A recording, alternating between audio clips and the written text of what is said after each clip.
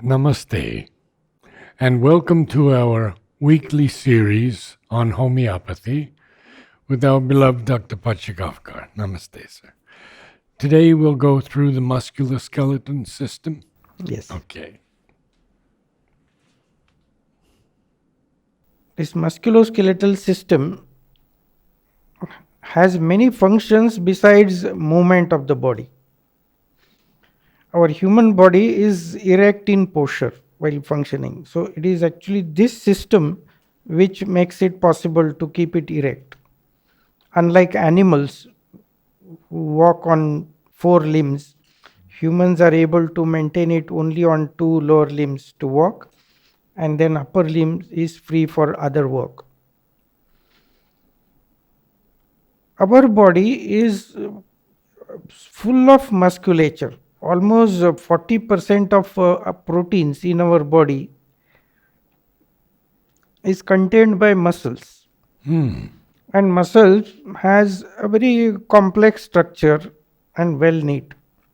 Like there are many fascicles, bundles of muscle fascicles tied together or bound together, working together, and which has so many muscle fibers in it.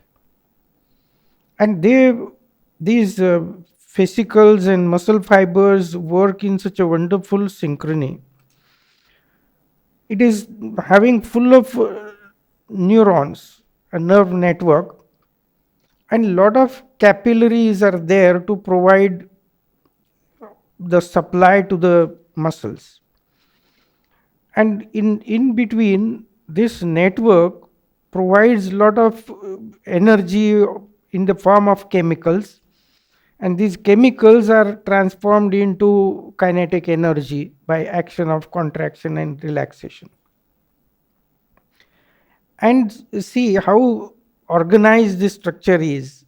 Like suppose you are throwing some ball or stone aiming at something, the eyes, they judge the distance in 3D vision, judge the distance, then the impact against gravity, and then that much strength in that much direction is granted to the muscles, and the contraction and relaxation is so well organized that you aim at the thing.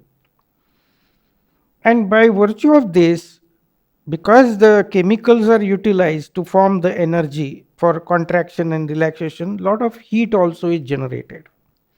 Not only that, even the temperature regulation also can be undertaken by these muscle tissues.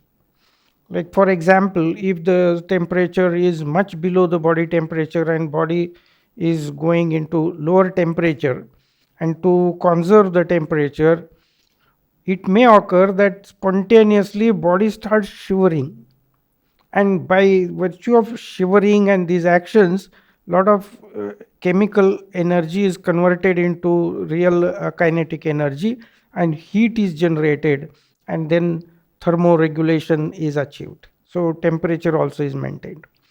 Not only that, many times we have seen that the carbohydrates and all these elements here in the muscles, they are consumed for the action of muscles.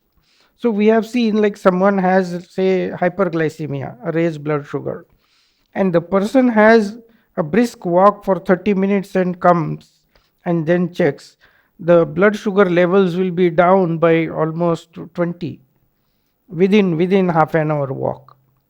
So such a nice mechanism our body musculature has.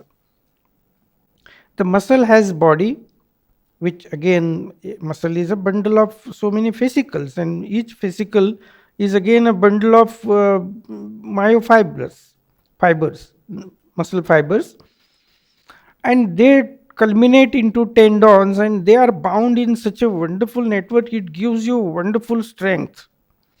So you are capable of lifting almost weight like your body weight with the muscles, and that too, like foundation, you can just lift it with two feet, lower limbs, anchoring yourself on the earth, and then lifting it and throwing it and transporting it. Such a wonderful organized network of muscles is there. Not only that, there are innumerable activities in the body which are going on. So like involuntary musculature, our intestines, constantly there is transportation, peristaltic movements, circular muscle fibers, longitudinal muscle fibers, they create peristaltic movements so that the contents of the intestine, they are transported forward in the proper direction. And that also is autonomous, in the sense you don't need to will to do it automatically continues to work for the whole life. Same is case with heart muscles, same is the case with muscles in the respiratory system, the diaphragm, abdominal wall.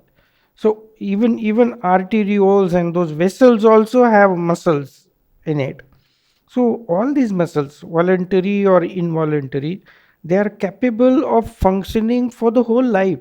Imagine this muscular system is generated in our embryonic development at the age of 1 month in mother's womb. The muscles start developing from the mesoderm, and these muscles, they get developed and start functioning, and for whole life these muscles function in a well organized manner. So our motility, we can even transport things, we can even have defense through our muscular coordination. If you just see the people catching snake, how swiftly they catch the snake and rescue it and throw it without getting bitten by it. So it's all the organized, well designed, well precisioned functioning of this musculoskeletal system. And each organ has muscles, including your face muscles, muscles for mastication, or tongue has muscles, which therefore it makes you the speech possible. Then the esophagus has muscles where the circular and longitudinal muscle fibers, they contract and relax in such a fashion that the food goes in the same natural way to the stomach. In stomach also, the pyloric end and esophageal end, it gets closed when you eat food. Until the food is churned well, there is a churning with the help of muscles in our stomach. The stomach muscles, we have seen, they are as strong as biceps. But once and such an intelligent system, that once the churning of food is enough, and that too is such an intelligent affair it is, that if you eat very little, then the churning would be complete in few minutes. When you eat full meal, it may take 2 hours for churning. And if you eat something which is rich in fat and or difficult to digest food, that goes on churning for even 4 hours. So this churning also is intelligent thing, that the decision making is done at every minute. And this way the whole musculature works in wonderful synchrony. But then there are again disorders which can happen if any aberration is there at any level. The nerve governing the nerve contractions and relaxations in the muscles, then if the two independent sets are working not in proper harmony, they are not in harmony, and therefore there develops some aberration, and then so many issues occur, and that can be anything. They may go in spasm, sometimes because of severe calcium deficiency or vitamin D3 deficiency, you get muscle cramps where the muscles constrict so much that agonizing pain comes, especially during sleep and all. Not only that, we have seen that if calcium levels deplete so much, say below 5, if the calcium level is deplete, then you get tetany, where involuntarily the person goes in convulsions. So there are such disorders, muscular disorders, which need to be diagnosed. And there are sometimes autoimmune disorders which again are difficult, what we call almost congenital disorder, a collagen disorder called myopathy. pseudomuscular dystrophy, where the muscles become thick and look strong, but they become weak. And as the age advances, by age, in very difficult cases, the child may not live beyond 20.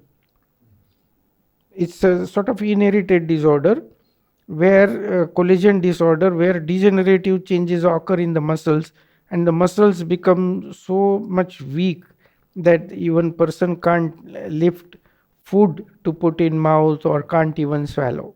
So such, but they are rare disorders. But in general, this musculoskeletal system gives us erect posture, it maintains the posture, it maintains the temperature, it helps us in transportation and all our day to day activities. At the same time, all involuntary activities which are going on in all the organs, they also are well monitored by our system. Now, we have seen weightlifters trying to develop the body, especially the muscular system, by weightlifting and other techniques. What is the best technique of building muscles? See, actually, there should be a totalistic approach. You can't build muscle in one corner of the body, first of all. What regular exercise for that muscle is the best policy. What we call is the opposite. I will tell you first. There is called as disuse atrophy. Like if you don't use muscle, muscle loses its strength. And say for 3 months, if the person is bedridden, the muscles undergo disuse atrophy because the muscles are not used.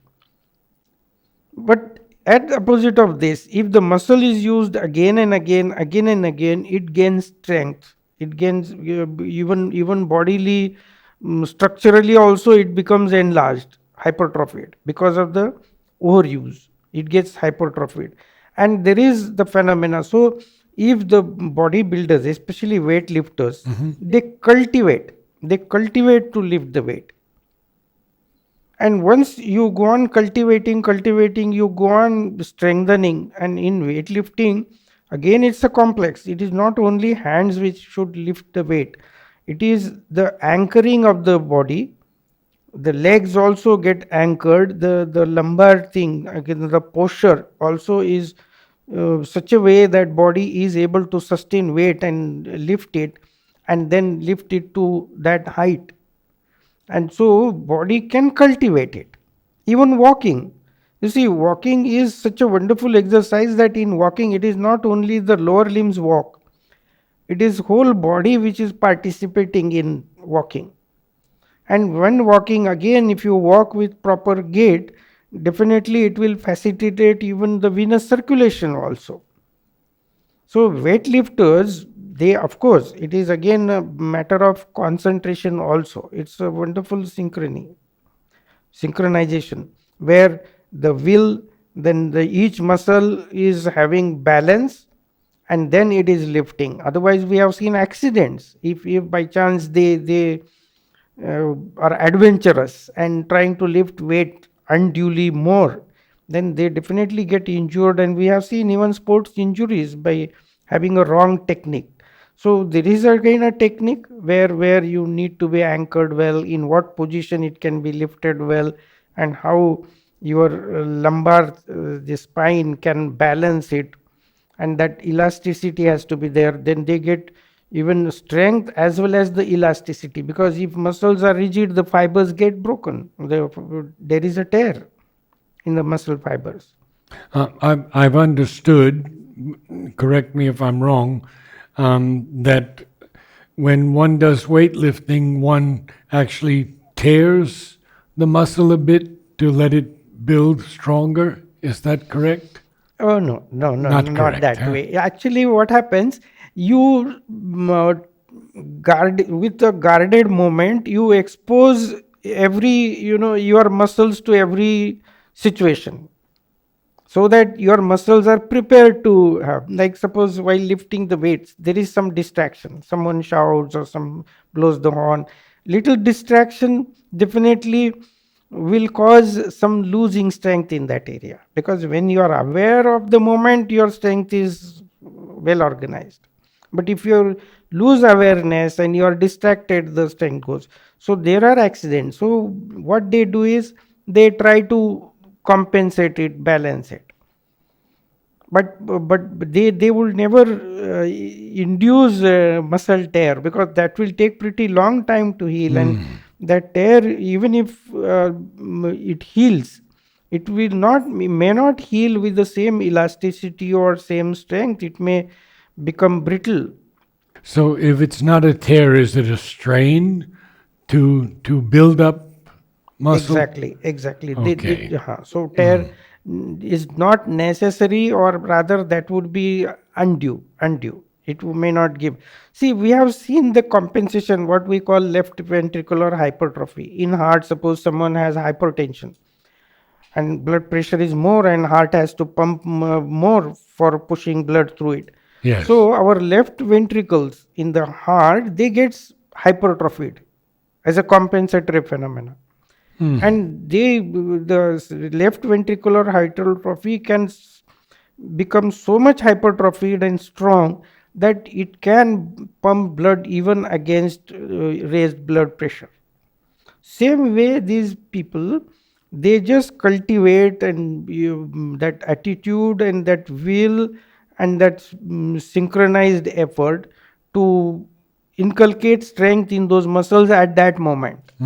It's mainly the brain which actually governs it. It's not the muscles alone. It has to be Ah, mind, where it's concentrated interesting. effort Very to interesting. lift the weight Yes. effectively. Wonderful. Thank you so much, sir. Namaste. Namaste all.